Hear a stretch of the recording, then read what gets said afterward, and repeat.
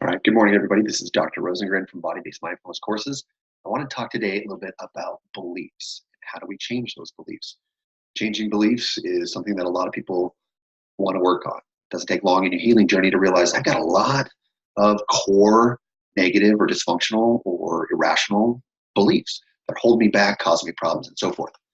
The typical way to change beliefs is a top-down approach, where I'm going to try to, with intention and with willpower, get those beliefs that I want to have in my life, get them down in there, get them, change the programming, right? Get them past the subconscious barrier. Vision boards and mantras and affirmations and cognitive restructuring, noticing my negative beliefs and trying to get those out of the way and reprogram it with new beliefs.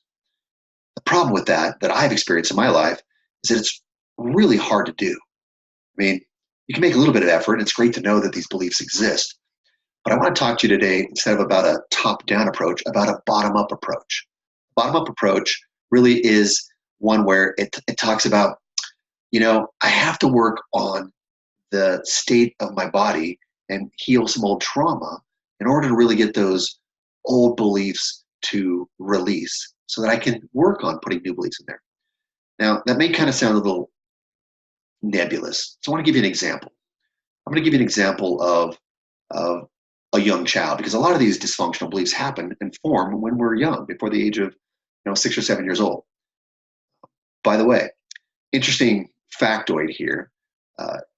If you've ever wondered, at what age do people have the most trauma in school as a little kid? And weirdly enough, the one I've seen the most is first grade, right?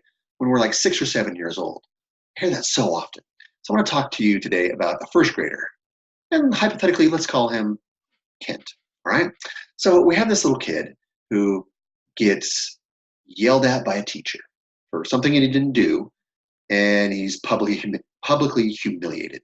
This teacher grabs him out of line, marches him into a different classroom that's not his own, puts him in the corner, publicly humiliates him, all for things that never really happened, but she thought happened, right?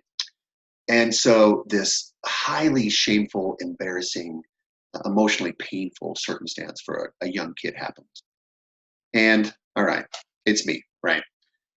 This was a horrible experience for me.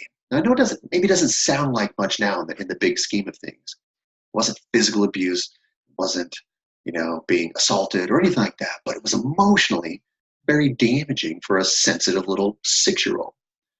And the beliefs later, as I came to kind of understand myself a little better, the beliefs that I took from that included things like, I don't trust authority figures. I'm trying not to make any mistakes at all because I didn't actually even make a mistake. And so I'm trying to protect myself from getting embarrassed and humiliated. And it was one of the root causes of a lot of anxiety, social anxiety that later occurred in my life. And I spent years, once I realized that I had these negative beliefs, but I didn't really tie them to, old traumatic events.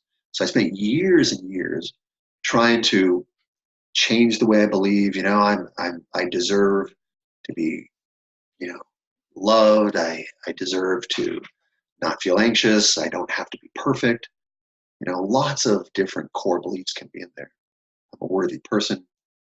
And it just felt like I was running in circles. I knew what the problem was, and I knew theoretically what the solution was supposed to be, but it never really worked.